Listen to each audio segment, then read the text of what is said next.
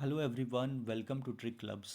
Army public schools की तरफ से वैकेंसीज़ आई हुई है 5 नए स्कूल्स में। तो आप देख सकते हैं इसमें कौन कौन लोग अप्लाई कर सकते हैं।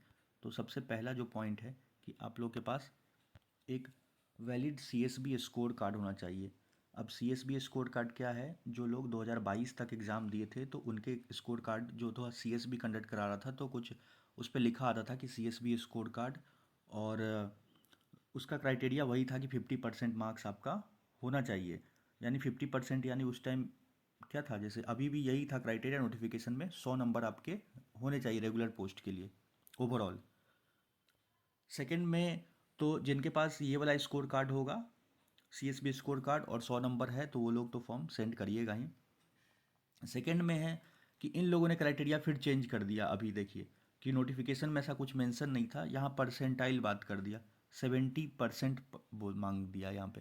तो आपका 70% है, 70% है परसेंटाइल में, और मार्क्स भले ही जो भी रहे तो आप लोग अप्लाई कर सकते हैं। थर्ड है कैंडिडेट्स होल्डिंग स्कोर कार्ड। तो वही चीज़ है जो अभी भी एग्ज़ाम हुआ था 23, 24, 25 में, और उसमें भी आपका 70% परसेंटाइल होना चाहिए। अब ये जो वैकेंसीज़ है, ये सब रेगुलर वैकेंसीज़ है, और यहाँ पे देख लीजिए रेगुलर मोड मल्ली है। और ये 5 स्कूल्स है, इन पांचों स्कूल से वैकेंसीज आई हुई है। देखिए एपीएस नेहरू रोड लखनऊ, जिसमें आपको पीजीटी के लिए है बायोलॉजी पेंटिंग मैथमेटिक्स।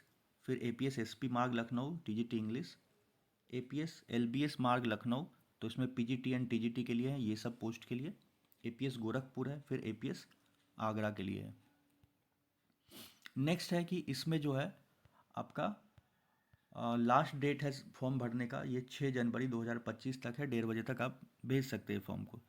और इन लोगों ने फिर इसमें चार्ज भी थोड़ा बढ़ा दिया है, क्योंकि पहले 100 रुपये मांगा जाता था, अब ये 250 रुपये मांग रहे हैं सब में।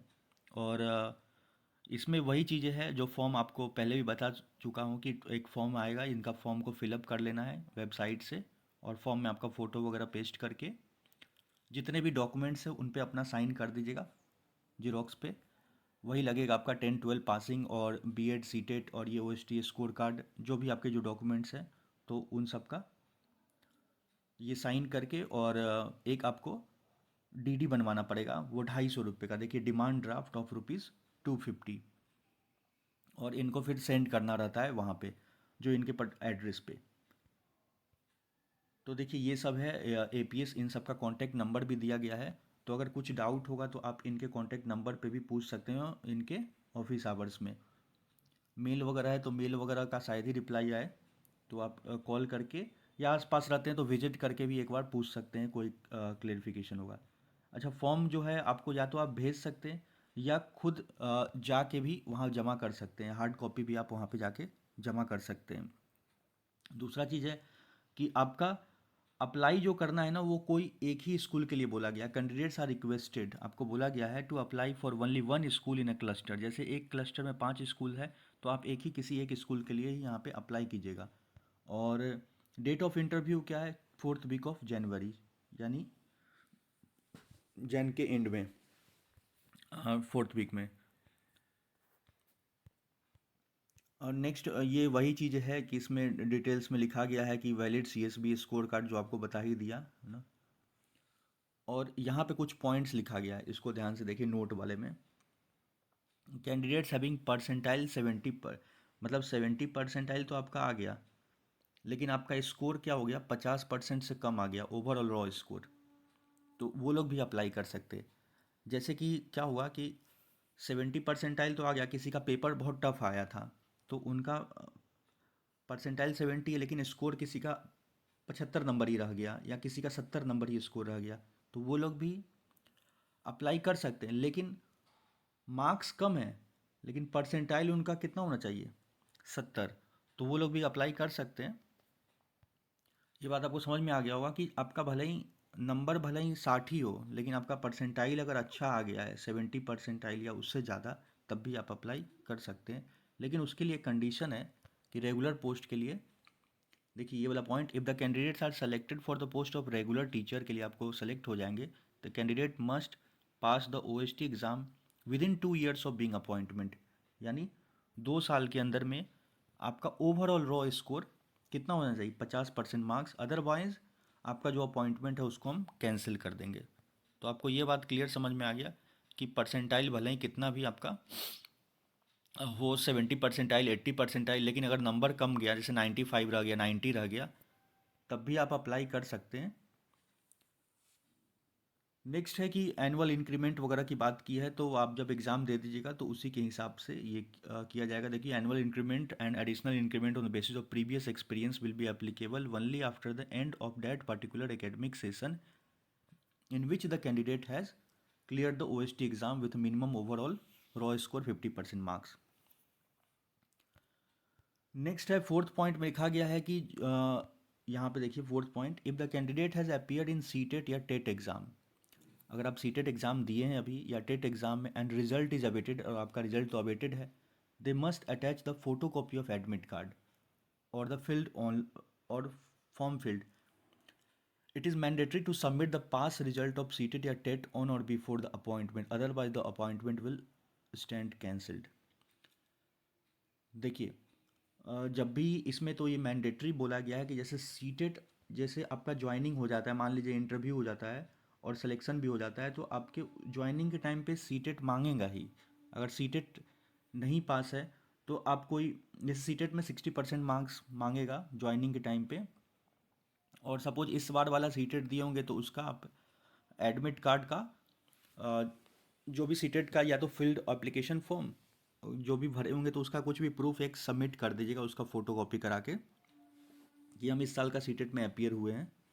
या तो फिर टेट होता है, जैसे कि जो किसी भी स्टेट से आप अप्लाई करिएगा इस वैकेंसी को, या यूपी टेट होता है या कोई भी, तो उसका टेट का जो आपसे मांगेगा। अगर सीटेट नहीं है तो अगर आप टेट क्वालिफाइड है, टीईटी जो एग्ज़ाम होता है, तो वो भी उसका जो से पास रिजल्ट, जैसे हरियाणा में क्या होता है, एच टेट होता है, बिहार में बिहार एच टेट होता है, तो उस तरह का जो भी उसका जीरोक्स, अगर आप पास है ऑलरेडी तो सीटेट का मार्कशीट तो डायरेक्ट लगा दीजिए, अगर नहीं है तो जो फॉर्म इस साल फिल किए हैं तो उसका आपको एडमिट कार्ड या फॉर्म सबमिट किए उसका फ़ोटो कॉपी निकाल के और फिर सबमिट कर देना है।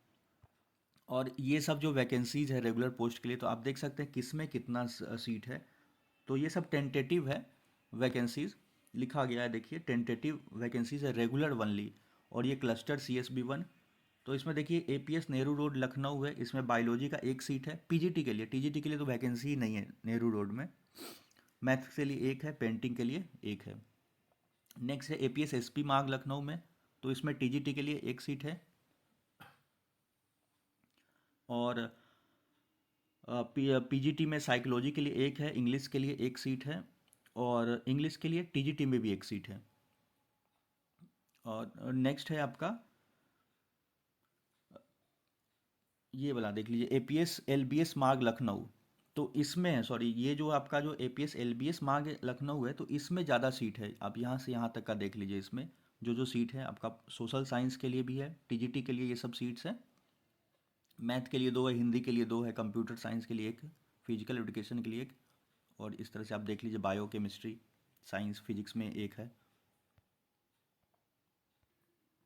नेक्स्ट ये देखिए APS गोरखपुर में है, तो गोरखपुर में आपका पॉलिटिकल साइंस के लिए है, पॉलिटिकल साइंस के लिए एक है, फिजिकल एजुकेशन के लिए एक है, कंप्यूटर साइंस में, तो इधर वाला देखिए ये PGT के लिए है, पॉलिटिकल साइंस में PGT के लिए है, और फिजिकल एजुकेशन के लिए एक सीट है, और ये कंप्यूटर साइंस में TGT के लिए, इंग्लिश के लिए और फिजिक्स केमिस्ट्री के लिए गोरखपुर में भी वैकेंसीज है। और ये लास्ट है आपका APS आगरा, तो APS आगरा में साइकोलॉजी PGT के लिए ये PGT है,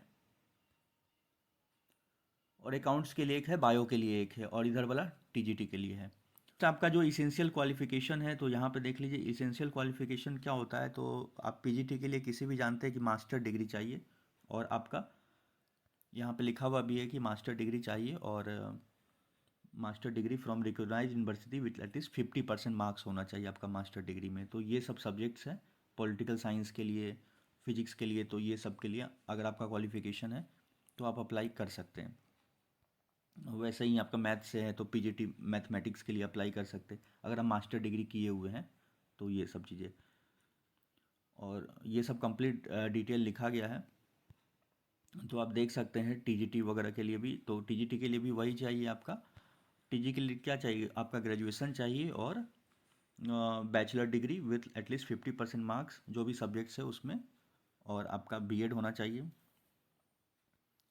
तो ये सब देख लीजिए, any of the following subjects, history, geography, economics and political science, of which one must either history और ज्योग्राफी। एप्लीकेशन के लिए ये सब है, तो आप इसको कंप्लीट पढ़ लीजिएगा। मैं डिस्क्रिप्शन में अपना टेलीग्राम का लिंक दे दे रहा हूँ, वहाँ पे से आप ये नोटिफिकेशंस पूरा डिटेल में भी देख सकते हैं। और ये सब फॉर्म तो मैं पहले ही भेज रखा था टेलीग्राम पे, तो वहाँ से आप डाउनलोड कर लीजिएगा। सो आज की वीडियो में बस इतना ही। वीडियो अच्छा लगा तो वीडियो को लाइक कर दे, हमारे चैनल को सब्सक्राइब कर ले, ताकि आने वाले किसी भी एपीएस में वैकेंसीज आएगी या किसी भी टीचिंग एग्जाम से रिलेटेड, तो हमारे चैनल को आपको थ्रू आपको अपडेट कर दिया जाएगा। So thank you for watching.